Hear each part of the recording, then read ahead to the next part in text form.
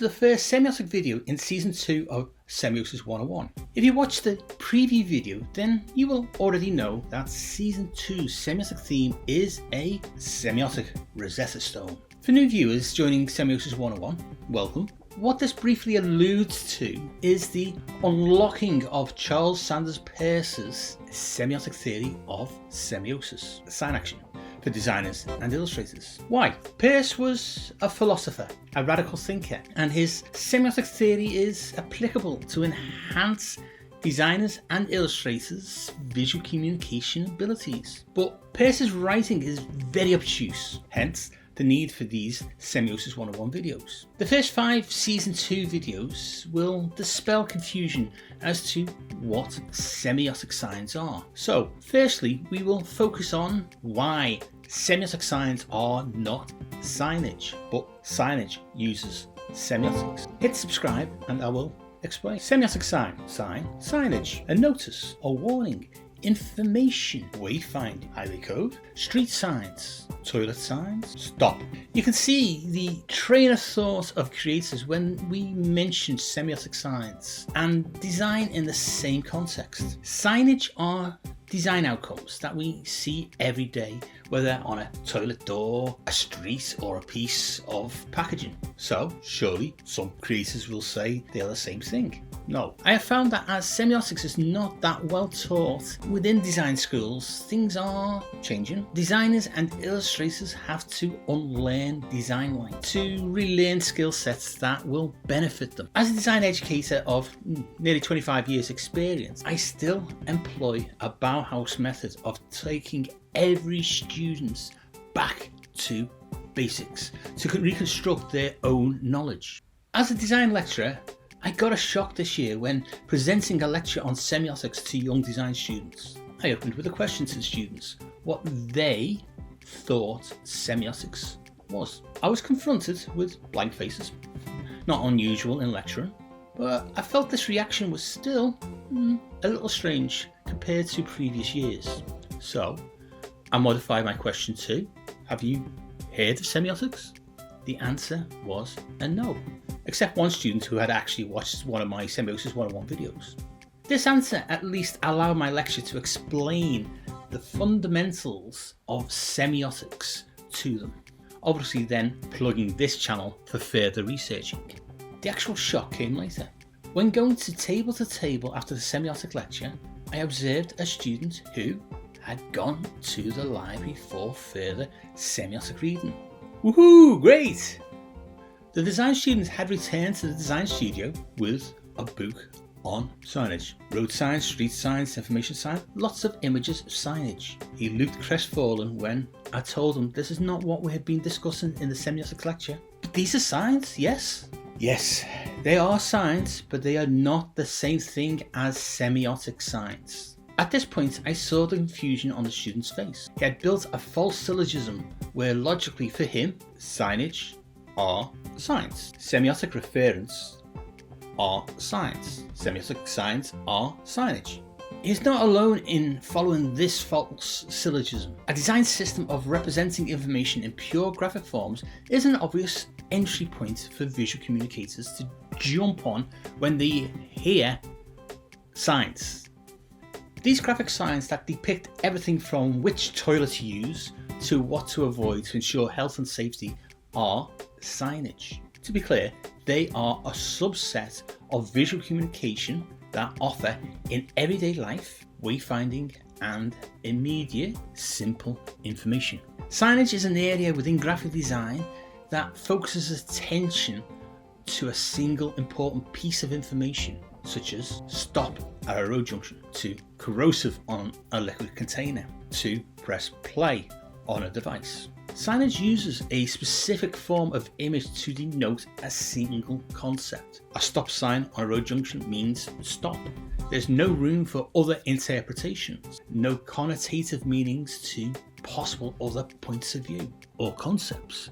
The signage denotes a single meaning agreed within the visual culture of the society it is used. Signage is intended to be unequivocal, as any alternative reading could be disastrous, car pileup, or embarrassing entering the wrong room. How does signage do this?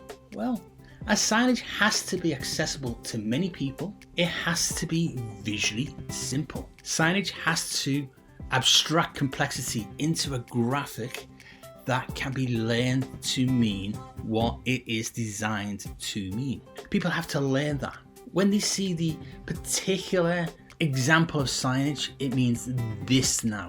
This learning is achieved with other forms of graphic design outcomes, such as the highway code books to visual displays on notice boards of a key to the signage used within a particular context. People have to have contextual memory that at different times of day, different forms of signage address different pieces of information to them.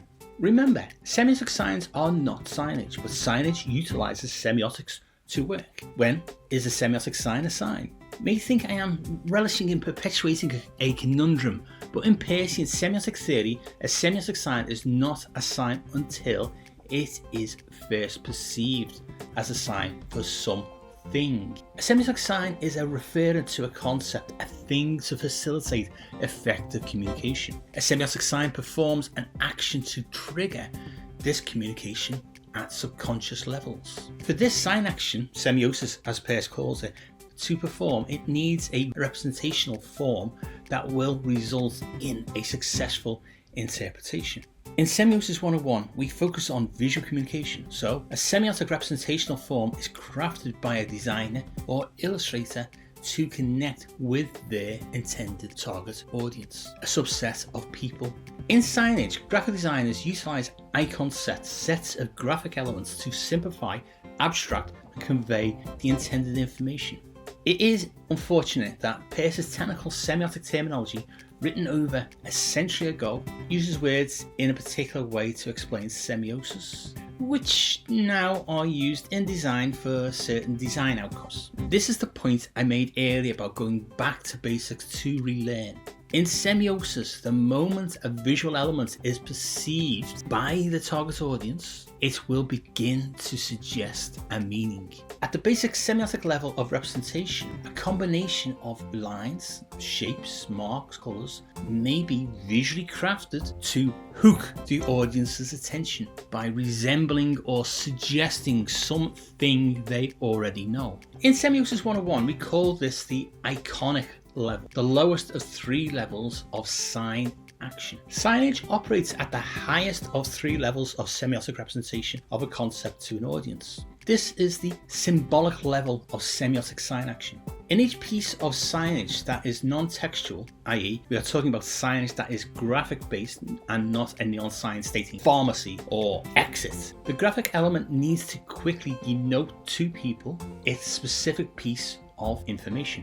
A neon sign displaying the word pharmacy is obvious if you understand what the word means. A more universal piece of signage that works across languages is a green cross to denote a pharmacy stockist.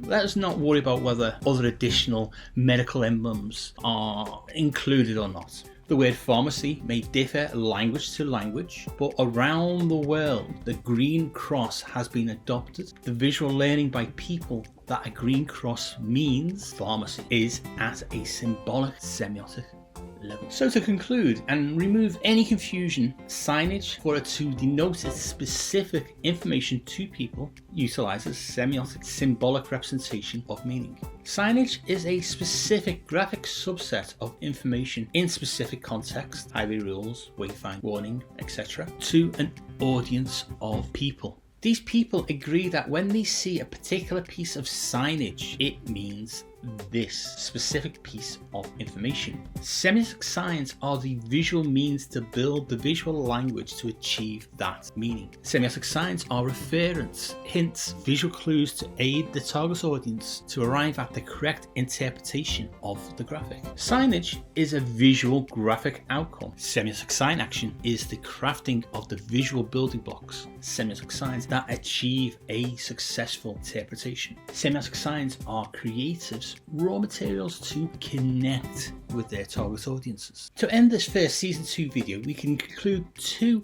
important things about applying Peircean semiotic theory to enhance the effectiveness of visually communicating to an audience.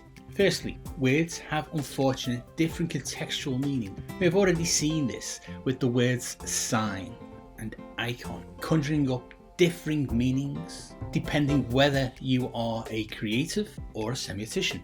Secondly, as Peirce defines it, semiotics is proactive. Sign action involves the concept to be communicated. How that is semiotically represented as a sign, a referent, impacts on how the intended audience interprets it. If the sign action is not well crafted by the creative, the audience can misinterpret the meaning. If the semiotic representation is poorly considered, the audience may not perceive the sign. Come back next week as Semiosis 101 Season 2 will help you craft your semiotic signs. I'm Dave Wood, a design educator and researcher, a published design author, and I've worked commercially as both a freelance illustrator and graphic designer. The guy behind the theory, Charles Sanders Peirce, was a philosopher, a mathematician, and a theorist, but he wasn't a creative. Each week on this Scout Scott Semiosis 101 YouTube channel, I'll post at least one 10-minute explainer video on an aspect of Peirce's pragmatic semiotic theory. Each video will feature a take-home piece of applicable semiotic theory, and they do interconnect to build up your understanding of semiosis. Each free Semiosis 101 10-minute video will use designer-centric terms instead of theoretical language so that illustrators and graphic designers can understand and follow. As a fellow creative and a published design author, I have a link in the description to my Scout Scott website. If you are interested in reading my semiotic Rosetta Stone academic writing, then you can visit my academia.edu link in the description. Any other books on Peircean semiotics or design I've mentioned in the videos are also listed in the description. Check them out too. Thanks for watching. Check out the other videos, like and share them with your friends, and hit the bell and subscribe buttons to be notified when next week's video is published. You can also follow Semiosis 101 on the socials for updates. It's Scout_Scott on Instagram and Semiosis 101 on Twitter. See you all again next week for more Semiosis 101 to help illustrators and designers to enhance your visual communication skills.